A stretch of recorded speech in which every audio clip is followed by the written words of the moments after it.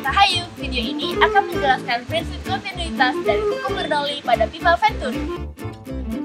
Pipa Venturi ini secara umum dibagi menjadi dua bagian, yaitu pipa dengan luas penampang besar dan pipa dengan luas penampang kecil. Bahan yang digunakan dalam membuat pipa Venturi ini adalah botol plastik bekas, dan di ujung botol ada tutup yang sudah dilubangi, tempat air nantinya mengalir keluar. Pada bagian atas setiap botol diberi pipet plastik bekas dengan tinggi yang sama. Galon kecil di ujung digunakan sebagai tempat penampungan air.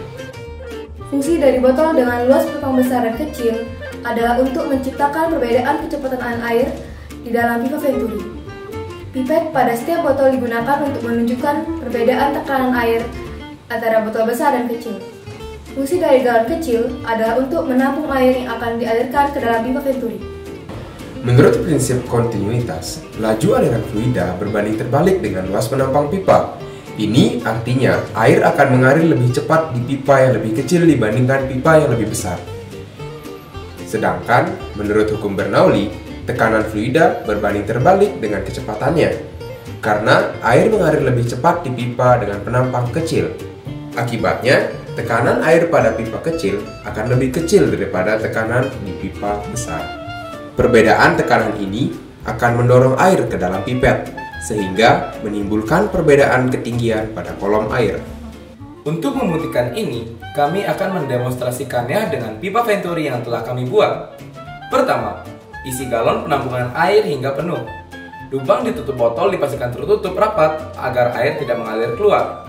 Siapkan penggaris untuk mengukur perbedaan ketinggian kolom air di dalam pipet. Setelah air penuh, bukalah lubang tutup botol dan air pun mengalir keluar. Jika kita lihat air pada pipet antara botol penampang besar dengan penampang kecil, ketinggian kolom airnya berbeda. Kita ukur ketinggian kolom air pada masing-masing pipet dengan menggunakan penggaris.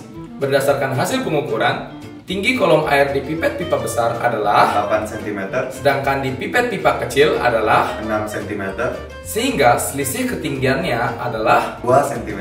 Selisih tinggi air ini dapat kita gunakan untuk menghitung kecepatan aliran air di dalam pipa Venturi.